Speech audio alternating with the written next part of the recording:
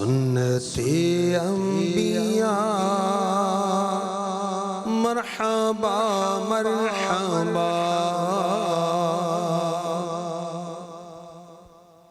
الحمدللہ رب العالمین والصلاة والسلام علی سید المرسلین، اما بعد فاعوذ باللہ من الشیطان الرجیم، بسم اللہ الرحمن الرحیم۔ الصلاة والسلام علیک یا رسول اللہ وعلی آلک واصحابک یا حبیب اللہ۔ الصلاة والسلام علیک یا نبی اللہ وعلی آلک واصحابک یا نور اللہ۔ اللہ پاک کے آخری رسول، رسول مقبول بی بی آمنہ کے گلشن کے مہکتے پھول صلی اللہ تعالی علیہ وسلم نے ارشاد فرمایا کہ جو مجھ پر روزانہ 50 مرتبہ درود پاک پڑھا کرے گا، قیامت کے دن میں اس سے ہاتھ ملاؤں گا۔ سبحان اللہ۔ صلو علی الحبیب صلی اللہ تعالی علی محمد۔ مدنی چینل کے ناظرین، ایک بار پھر سلسلہ سنت انبیاء لیے حاضر ہیں۔ اس مبارک سلسلے میں ہم انبیاء کرام علیہ السلام کی مختلف سنتیں سیکھنے کی، سننے کی سعادت حاصل کرتے ہیں۔ اللہ پاک نے انبیاء کرام کو اور اپنے رسولوں کو بڑی شان و عظمت سے نوازا، کئی کمالات سے نوازا، اور انبیاء کرام کی تشریف آوری کا جو بنیادی مقصد بیان کیا گیا کہ وہ غیب کی خبریں دیتے ہیں۔ مثلاً اللہ تعالیٰ کے بارے میں بتایا، جنت، دوزخ، ثواب، عذاب، اخروی معاملات، حشر نشر، فرشتے، یہ سب غیب ہیں۔ تو اللہ تعالیٰ اپنے نبیوں کو علم غیب عطا فرماتا ہے۔ سورہ آل عمران میں اس کا تذکرہ موجود ہے۔ وَمَا كَانَ اللَّهُ لِيُطْلِعَكُمْ عَلَى الْغَيْبِ وَلَكِنَّ اللَّهَ يَجْتَبِي مِن رُّسُلِهِ مَن يَشَاءُ۔ اے عام لوگو، اللہ تمہیں غیب پر مطلع نہیں کرتا، البتہ اللہ اپنے رسولوں کو منتخب فرما لیتا ہے جنہیں پسند فرماتا ہے۔ تو اللہ پاک ہمیں عظمت انبیاء، شان انبیاء کو سمجھتے ہوئے ان کا ادب، ان کا احترام نصیب فرمائے، ان کی سیرت کو پیش نظر رکھتے ہوئے زندگی بسر کرنے کی توفیق عطا فرمائے۔ آئیے چلتے ہیں نیران پاکستان مشاورت حاجی شاہد اتاری سلامہ الباری کی جانب، اور پہلا تو سوال حضور یہی کروں گا کہ آج کا ٹاپک کیا ہے؟ بسم اللہ الرحمن الرحیم۔ مہمان نوازی سنت انبیاء ہے۔ مہمان نوازی سنت انبیاء ہے۔ کن کن نبیوں کی آج مہمان نوازی کا تذکرہ ہوگا؟ اگر ابتداً کچھ یہ بھی پتہ چل جائے۔ دیکھیں، یوں تو سارے نبی ہی مہمان نواز ہوں گے، لیکن ہمیں سب کے تذکرے دستیاب نہیں ہوتے۔ اور آج انشاءاللہ حضرت لوط علیہ السلام، حضرت عیسیٰ علیہ السلام، حضرت ابراہیم علیہ السلام، اور سب کے آقا، سب کے مولا محمد مصطفیٰ صلی اللہ علیہ وسلم کی مہمان نوازی کا ذکر خیر ہم سنیں گے۔ آسماں خواں زمین خواں،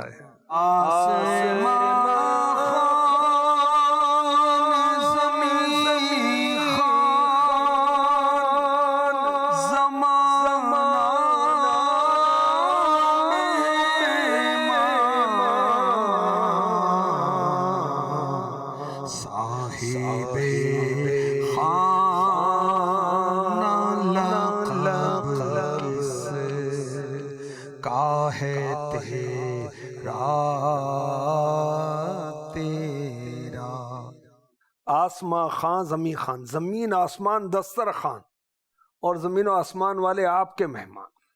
صاحب خانہ لقب کس کا؟ آقا تیرا، تیرا۔ انما انا قاسم واللہ یعطی، بے شک اللہ دیتا، میں تقسیم کرتا ہوں۔ سبحان اللہ۔ مہمان نوازی سنت انبیاء ہے، جی۔ تو مہمان کسے کہیں گے؟ جو بھی ملاقاتی آ جائے، جو بھی ملنے آئے ہمیں، تو اس کی کیا ڈیفینیشن ہے؟ مفتی احمد یار خان نعیمی رحمۃ اللہ تعالی نے جو لکھا اس کا خلاصہ یہ ہے کہ ایک تو باہر سے آئے اور ملاقات کے لیے آئے، واقفیت ہو یا نہ ہو، وہ مہمان ہے۔ اب 2-4 منٹ کے لیے، تھوڑی دیر کے لیے آ جائے، یہ ملاقاتی، یہ مہمان نہیں ہے۔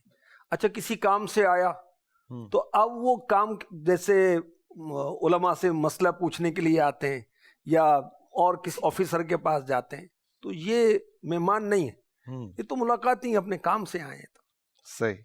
تو جو اس طرح باہر سے آئیں اور وہ مہمان کی ایک صورت بنے، تو ان کی خاطر تواضع یہ سنت انبیاء ہے. بالکل. تو میں چاہوں گا کہ سب سے پہلے یہ سنت جو بیان ہو رہی ہے ابو الانبیاء حضرت ابراہیم علیہ الصلاۃ والسلام کا جو عمل مبارک تھا وہ بیان ہو جائے. ابو ضیفان بہت زیادہ مہمان نواز، یہ لقب ہے. سبحان اللہ. آپ کا لقب ہے اور آپ کی شان یہ ہے کہ آپ کھانے کا ارادہ فرماتے تو 1 یا 2 میل تک مہمان کی تلاش میں نکل جاتے کہ مہمان ملے. اور یہ بھی میں نے پڑھا ہے کہ آپ مہمان کے بغیر کھانا تناول نہیں فرماتے تھے. حضرت سیدنا ابراہیم خلیل اللہ علی نبینا وعلیہ الصلاۃ والسلام آپ کے مکان عالی شان کے 4 دروازے سے 4 ڈور تھے، 4 ڈور تھے آپ کے، تاکہ لوگ بآسانی آ سکیں اور آپ ان کی مہمان نوازی فرمائیں. سبحان اللہ. کیسا یہ ایک جذبہ ہے کہ مہمان نوازی کے لیے اس طرح دروازے رکھنا اور ہر دروازے سے عطائیں. جی سبحان اللہ. مزید ان کا جو مہمان نوازی کا کچھ انداز ہمارے مدنی چینل کے ناظرین کو بیان کیا جائے تاکہ ہمارے اندر بھی شوق پیدا ہو. کیونکہ اب تو یہ ہوتا ہے کہ وہ مہمان تو استغفر اللہ وہ جیسے وبال جان ہو گیا. تو اس میں کیا ذہن ہو، ان کا کیا انداز مبارک تھا؟ آپ مہمان نوازی کا بہت اہتمام فرماتے اور سب سے پہلے مہمانوں کی آپ نے مہمان نوازی فرمائی، ضیافت فرمائی. آپ کا مزار پر انوار مشہد شریف ہے، وہاں اب تک علماء نے لکھا کہ ضیافت مہمان نوازی جاری ہے اور کوئی رات ایسی نہیں گزرتی 3 10 100 تک افراد آتے ہیں اور وہ کھانا کھا کر جاتے ہیں. اچھا، آپ کو خلیل اللہ کہا جاتا ہے، تو خلیل اللہ کس وجہ سے کہا جاتا ہے؟ اس میں اللہ کے نبیوں کی بہت شانیں ہوتی ہیں، بہت عظمتیں ہوتی ہیں. تو ایک ان کا ایک نمایاں وصف وہ یہ کہ صبح و شام کبھی مہمان کے بغیر کھانا نہیں کھایا. تو اللہ تبارک و تعالیٰ نے آپ کو اپنا خلیل بنا لیا. اس طرح کا بھی وہ واقعہ ملتا ہے کہ ایک بار آپ مہمان کی تلاش میں نکل گئے تو وہ کوئی ملا نہیں، تو جب واپس گھر میں آئے تو گھر میں کوئی تھا، تو پوچھا کہ تم میرے گھر میں کیسے اجازت کے بغیر آ گئے؟ تو پھر انہوں نے کہا کہ میں تو مالک کی اجازت سے ہی آیا ہوں، مجھے اللہ نے بھیجا ہے. تو وہ ملک الموت علیہ السلام تھے، حضرت عزرائیل علیہ السلام. جی. تو وہ پھر انہوں نے بتایا کہ اللہ نے کسی کو خلیل بنایا ہے تو میں اس کو بتانے آیا ہوں. تو پوچھا کہ وہ کون ہے، مجھے پتہ چل جائے تو میں کہیں بھی جانا پڑے اس کی میں خدمت میں لگ جاؤں گا. سبحان اللہ. تو بتایا کہ وہ آپ ہی ہیں. سبحان اللہ. تو اس کی جو وجہ بیان کی گئی کہ آپ لوگوں کو عطا کرتے ہیں اور ان سے مانگتے نہیں ہیں. سبحان اللہ. ہم جیسوں کا بہت ساروں کا معاملہ بیچاروں کا الٹ ہوتا ہے، وہ دیتے نہیں، لیتے ہی رہتے، مانگتے ہی رہتے. تو یہ وہ وصف تھا جیسے روایات میں بیان کیا گیا کہ اس سبب سے اللہ تعالیٰ نے آپ کو اپنا خلیل بنایا. حضور آپ نے یہ بیان کیا کہ مہمان نوازی کا جو اہتمام ہے وہ حضرت ابراہیم علیہ السلام سے اس کا آغاز ہوا، اور بھی ایسے امور ہیں جو حضرت ابراہیم علیہ السلام نے ہی اس کو شروع کیا ہو. لیکن جو ہمارا آج کا ٹاپک ہے اسی کی مناسبت سے عرض کرتا ہوں. سرید کو میرے نبی نے کھانوں کا سردار فرمایا گیا. سرید کیا ہوتا ہے کہ شوربے کے اندر گوشت کا شوربہ ہے اور اس کے اندر روٹیاں ڈالی جاتی ہیں اور اس کو اس انداز سے بنایا جاتا ہے کہ بہت نرم ہو جاتی ہیں، بہت زیادہ چبانے کا اہتمام نہیں کرنا پڑتا اور بہت ہی یہ لذیذ کھانا. حضرت ابراہیم خلیل اللہ علی نبینا علیہ الصلاۃ والسلام نے سرید کا سلسلہ سب سے پہلے آپ نے شروع فرمایا. اچھا. مہمان نوازی فرماتے تھے اور بھی آپ کے اولیات ہیں. مثلا سب سے پہلے آپ کے بال سفید ہوئے، وائٹ ہوئے، سفید ہوئے، اور سب سے پہلے آپ نے ہی سفید بالوں میں مہندی اور قطم یا نیل کے پتوں کا خضاب لگایا. سب سے پہلے سلا ہوا پاجامہ آپ نے زیب تن فرمایا. سب سے پہلے منبر پر خطبہ ابراہیم علیہ السلام نے دیا. سب سے پہلے راہ خدا میں آپ نے جنگ کی. سب سے پہلے مہمان نوازی آپ نے کی، یہ رسمی آپ نے شروع کی. سب سے پہلے ملاقات کے وقت لوگوں سے آپ گلے ملے اور سریر بھی سب سے پہلے آپ ہی نے تیار فرمایا. سبحان اللہ. تو ان کی مہمان نوازی کا قرآن پاک میں بھی ذکر موجود ہے؟ جی بالکل موجود ہے.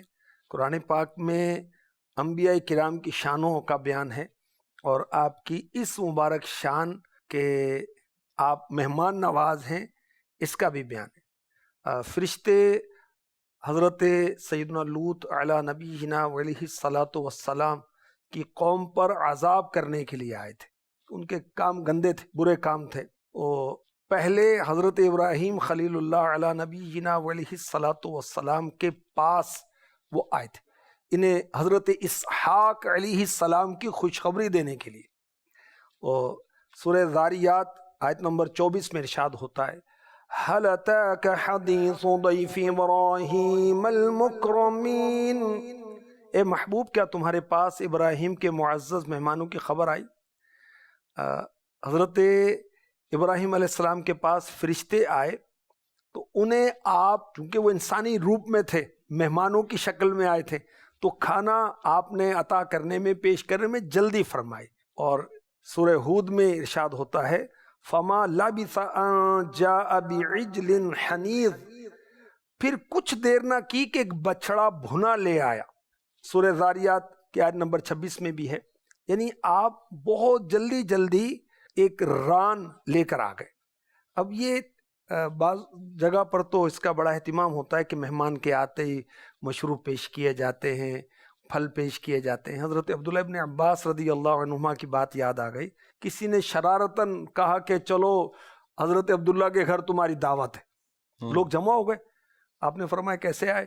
نے کہا کہ آپ نے ہمیں دعوت میں بلایا. اچھا، آپ نے کسی کو بھیجا کہ پھل خرید کے لے آؤ.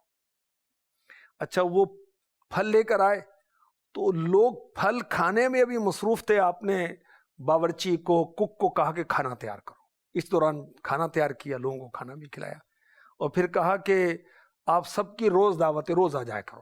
سبحان اللہ، اور سخاوت ہے. جی ہم تو پریشان ہوتے ہیں، رات 2 بجے، رات 1 بجے، دن کے ٹائم. بھائی کوئی تو ٹائم ہوگا مہمان کے آنے کا نا. بھائی آپ اپنا وہ ذرا پیشانی ٹھیک رکھیں، چہرہ ٹھیک رکھیں، مسکراتے چہرے کے ساتھ ملے مہمان کو. بیچارہ سفر کر کے آئے کہ سال پہ آیا ہے، اب وہ اپنے کاموں میں لگے ہوئے اور حال احوال پوچھ رہے ہیں. اور کھانا کھا لیتے تو اچھا تھا، کھانا پیش کریں آپ کو. ارے بھائی وہ کیا کہے گا، مہمان بے زبان. تو خیر حضرت ابراہیم جب اٹھ جاتے ہیں نا، چلیں جی اجازت ہے، اس وقت بھی کہتے ہیں جی کچھ ٹھہر جاتے. تو حضرت ابراہیم علیہ السلام نے مہمان نوازی میں جلدی فرمائے. اور پھر پورا واقعہ ہے، اللہ کرے ہم قرآن پاک پڑھیں اور تفسیر بھی پڑھیں. یہ تو آپ فرما رہے ہیں کہ جو اچانک آ جائیں یا یوں، تو بعض اوقات تو باقاعدہ دعوت ہوتی ہے، لوگ پہنچتے ہیں، پھر بھی تاخیر ہو رہی ہوتی ہے. اس موقع پر نا عمر بھائی، بچے جو ہے نا وہ ذرا ترکیب بنوا دیتے ہیں، کچھ رونا دھونا مچاتے ہیں نا، تو پھر وہ جلدی ترکیب ہو جاتی ہے. امی بھوک لگی ہے، پھر وہ میزبان کو ذرا خیال آتا ہے اور جلدی ترکیب ہو جاتی ہے. تو بہرحال یہ بزرگوں نے لکھا ہے کہ مہمان کو کھانا کھلانے میں جلدی کرنا سنت ہے، تو جلدی کرنی چاہیے. ورنہ ایزا کی صورت بھی بن سکتی ہے، وہ بیچارہ پہلے ہی اس نے کھایا نہیں، روٹین ہوتی ہے اس وقت کھانا ہے، تو لیٹ کرنے میں. تو ویسے تو تحمل مزاجی کا اسلام نے درس دیا ہے، لیکن بعض امور ایسے ان میں جلدی کا کہا گیا کہ اس میں جلدی کریں، اس میں مہمان نوازی بھی شامل ہے. حضرت ابراہیم علیہ الصلاۃ والسلام کا تو ہم نے انداز مبارک سنا، تو حضرت لوط علیہ السلام کی بھی آپ نے فرمایا تھا کہ مہمان نوازی کا بیان ہوگا. جی، ان هؤلاء ضيفي فلا تفضحون واتقوا الله ولا تخزون. اور شہر والے خوشیاں مناتے آئے. لوط نے کہا یہ میرے مہمان ہیں، مجھے فضیحت نہ کرو، یعنی مجھے رسوا نہ کرو، اور اللہ سے ڈرو، مجھے رسوا نہ کرو. یعنی لوط علیہ السلام کی جو قوم تھی وہ غلط کاموں میں تھے، لواطت میں تھی. تو فرشتے خوبصورت نوجوانوں کی شکل میں آئے تو وہ استغفر اللہ برے ارادے سے آئے، تو آپ نے ان کا دفاع کیا کیونکہ ابھی تعارف نہیں ہوا تھا کہ یہ اللہ کے فرشتے ہیں.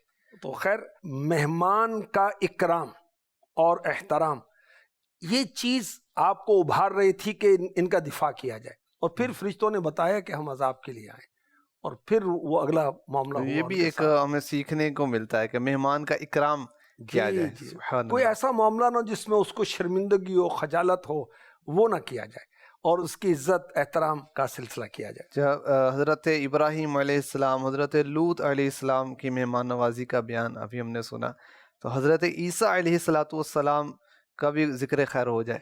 حضرت سیدنا عیسیٰ روح اللہ علی نبینا علیہ الصلاۃ والسلام، آپ نے اپنے حواریوں کو بلایا. آپ کے جو رفقاء ہیں مخلصین، ان کو حواری کہا جاتا ہے، جیسے میرے آقا علیہ الصلاۃ والسلام کے رفقاء کو صحابی کہا جاتا ہے. انہیں کھانا کھلایا اور پھر ارشاد فرمایا عبادت گزاروں کے ساتھ ایسا ہی سلوک کیا کرو. یہ ماشاءاللہ کتنی پیاری بات ہے کہ عبادت گزاروں کے ساتھ ایسا سلوک کرو. بعض اوقات کھانا کھلانے والے کھلا رہے ہوتے ہیں، دعوتیں بھی کی جاتی ہیں، اور عام طور پہ جس سے بدلے کی امید ہوتی ہے اس کی دعوت زیادہ ہو رہی ہوتی ہے، تعلقات جس سے مضبوط کرنے ہیں. جی، اہتمام بھی اس کا زیادہ ہوتا ہے کہ سے کہا گیا پیٹ بھرے. جی، پیٹ بھرے بلائے جاتے ہیں. جو بیچارے غریب ہیں، جو چاہتے ہیں کہ ہمیں بلایا جائے، ان کو نہیں بلاتے. تو اس قول مبارک میں جو ایک ترغیب ہے، میں چاہوں گا اس پر بھی مدنی پھول ملے کہ دینداروں کی خیر خواہی اور کس طرح ہم کریں. دیکھیں، خیر و برکت ہوتی ہے. گھر میں امام صاحب کی آپ دعوت کریں، خطیب صاحب کی دعوت کریں. پیر صاحب کی دعوتوں کا تو ہمارے ہاں ایک جیسے ایک رواج ہے، عرف ہے، لوگ مریدین اپنے پیروں کو بلاتے ہیں. بہت اچھی خیر و برکت ہوتی ہے. اور دینی طلبہ، جزاک اللہ. اب نیک لوگ کھانا کھائیں گے، کھانا انرجی فراہم کرتا ہے. جی، اب نیک آدمی کو انرجی دیں گے، نیکی کرے گا تو ہمیں بھی ثواب ملے گا، زیادہ ثواب ملے گا. ویسے تو دیکھیں ہر تر جگر میں ثواب ہے. کتے کو بھی کھلائے تو ثواب تو ملے گا بھائی. صحیح. تو بہرحال اس میں اگر کوئی ایسا موقع ہے کہ ہم غریبوں میں بانٹنا چاہتے ہیں، کھانا کھلانا چاہتے ہیں، دعوت کرنا چاہتے ہیں، تو دیندار لوگ جو دین سیکھ رہے ہیں، دین سکھا رہے ہیں، دین پھیلا رہے ہیں، ان کی دعوت کریں. ان کی دلجوئی ہوگی، ان کی حوصلہ افزائی کی بھی صورت ہوگی. مختلف انبیاء کرام کی مہمان نوازی کے تعلق سے ہم سن رہے ہیں، تو یہ کیسے ہوگا کہ ان کا ذکر خیر نہ ہو، کہ جن کا ہم نے شروع میں سن لیا آسماں خاں زمیں خاں زمانہ مہماں. تو پیارے آقا علیہ الصلوۃ والسلام کی مہمان نوازی کا بھی بیان. میرے آقا صلی اللہ علیہ وسلم اپنی زرہ مبارک، لوہے کا لباس جو پہنا جاتا تھا، اس کو گروی رکھوا کر بھی مہمان نوازی فرماتے تھے. اس طرح کی روایت بھی ہے. اور آٹا منگوایا اور مہمان نوازی فرمائی. یعنی ظاہراً اگر وہ مہمان نوازی کے لیے کاشان اقدس میں کچھ نہیں بھی ہو، تو مہمان کے لیے کوئی اسباب کر دینا، سفارش کر دینا، کسی کے ساتھ بھیج دینا. میرے آقا علیہ الصلوۃ والسلام اصحاب صفہ کو کھلاتے پلاتے تھے، صحابہ کرام اپنے گھروں پر لے جاتے تھے. اسی طرح جو قبول اسلام کے لیے حاضر ہوتے تھے، ان کو، مہمانوں کو میرے آقا علیہ الصلوۃ والسلام مختلف صحابہ میں تقسیم کر دیا کرتے تھے. ایک صحابی تو 40 اصحاب صفہ کو اپنے گھر لے جا کر کھانا کھلاتے تھے. وہ دینی طلبہ کو کھانا کھلانا، مسافروں کو کھانا کھلانا، مہمانوں کو کھانا کھلانا. میرے آقا صلی اللہ علیہ وسلم کی بارگاہ میں ایک اعرابی، عرب کا دیہاتی حاضر ہوا، بھوک کی شکایت کی. آپ نے اپنے ازواج پاک مومنوں کی ماؤں کے گھروں میں، حجرات میں تشریف لے گئے اور فرمایا کہ مجھے آل محمد کے گھروں میں تیرے لیے کوئی چیز نہیں ملی. اس دوران کسی کی طرف سے بارگاہ رسالت میں بھنی ہوئی بکری پیش کی گئی، آپ نے دیہاتی کو عطا فرمائی. میرے آقا علیہ الصلوۃ والسلام نے فرمایا کھاؤ. اس نے کھایا. عرض کی یا رسول اللہ صلی اللہ تعالی علیہ وسلم، مجھے بھوک کی تکلیف پہنچی تو اللہ پاک نے مجھے آپ کے ذریعے سے رزق عطا فرما دیا. اگر پھر کبھی ایسا ہو، بھوک لگے اور رزق نہ ہو، تو میں کیا کروں؟ اب میں آپ کی بارگاہ میں حاضر نہ ہوں تو کیا کروں؟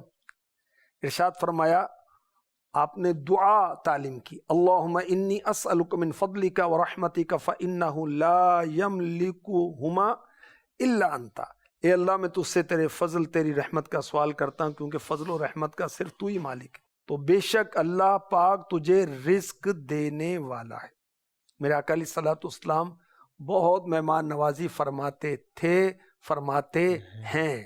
بن کے سرکار کا مہمان مدینے میں رہے، مجھ سیاہ کار سا انسان، مجھ خطا کار سا انسان مدینے میں رہے.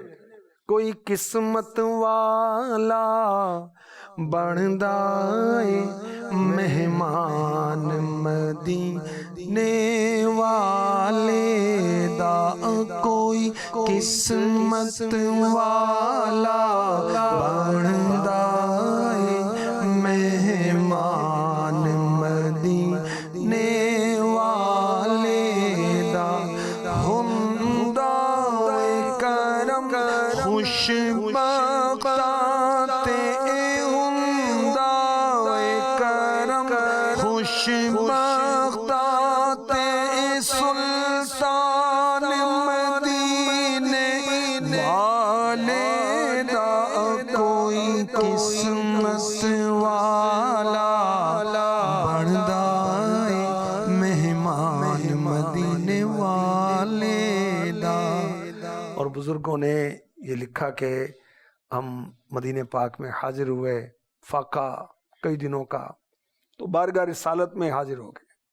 انا ضیفک یا رسول اللہ، آقا میں آپ کا مہمان۔ اسی کیفیت میں وہ غنودگی نیند کی کیفیت ہوئی تو میرے آقا علیہ الصلوۃ والسلام 4 یاروں کے ساتھ آ گئے، روٹی عنایت فرما دی، عطا فرما دیا، اور وہ کھانے لگے۔ تو جب اسی دوران آنکھ کھل گئی، آدھی روٹی کھائی تھی، آنکھ کھلی تو آدھی روٹی ہاتھ میں باقی تھی۔ سبحان اللہ۔ دیکھیں کیا میرے رب نے میرے نبی کو شان عطا فرمائی ہے۔ آپ جب چاہتے ہیں جس کے چاہتے خواب میں تشریف لے جاتے، عنایت بھی فرما دیتے، خواب میں عنایت فرما دیتے۔ وہ ایک بزرگ بھی بارگاہ رسالت میں حاضر ہوئے تھے، امیر اہل سنت نے لکھا ہے، تو جب انہوں نے الجو الجو کی فریاد کی تو پیارے آقا علیہ الصلوۃ والسلام نے کسی کو بھیج دیا کہ جاؤ ان کی خدمت کرو۔ سبحان اللہ۔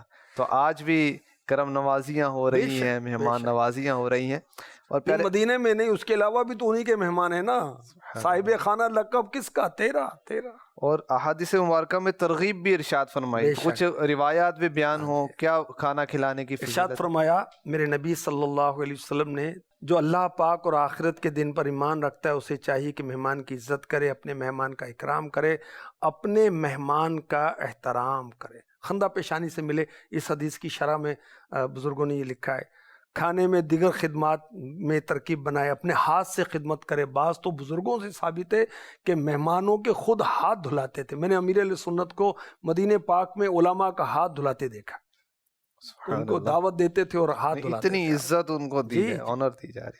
اور خندہ پیشانی سے ملے، اچھی بات کرے، اور جب مہمان رخصت ہوتا ہے دروازے تک چھوڑنے کے لیے جائے، یہ بھی اس کی آنر اور عزت ہے نا۔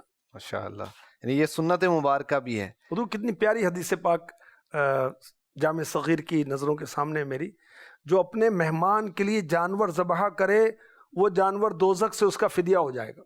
اور یہ بلوچستان میں اور کے پی کے میں یہ پٹھان اور جو بلوچی اور بروہی اس طرح کے جو ہیں نا قبیلے والے، اور اس طرح یہ ایسے مہمان نوازی کرتے ہیں، قافلے والے جاتے نا بتاتے کہ اپنا اکلوتا دمبا جو وہ ذبح کر دیا، ایک ہی دمبا ہے اور وہ ذبح کرتی مہمانوں کے، ناراض ہو جاتے ہیں اگر وہ میزبانی قبول نہ کی جائے۔ سبحان اللہ۔ پیارے آقا علیہ الصلوۃ والسلام کی مہمان نوازی کا بھی ہم نے سنا، ترغیبات بھی مہمان سنی۔ نوازی کے تو کتنے واقعات ہیں۔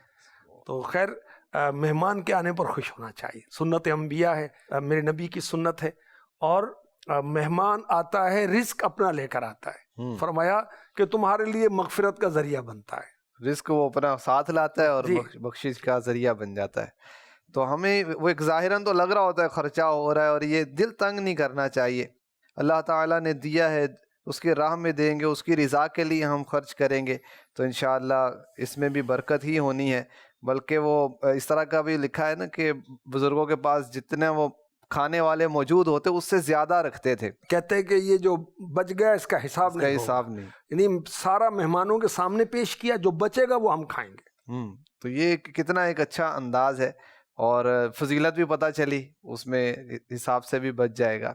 اللہ پاک ہمیں مہمان نوازی کی اس نعمت سے مالا مال فرمائے، انبیاء کرام کے صدقے میں ان کی سیرت پر عمل کرنے کی۔ بہت پیاری حدیث پاک وہ مختصراً پیش کرنے کی کوشش کرتا ہوں۔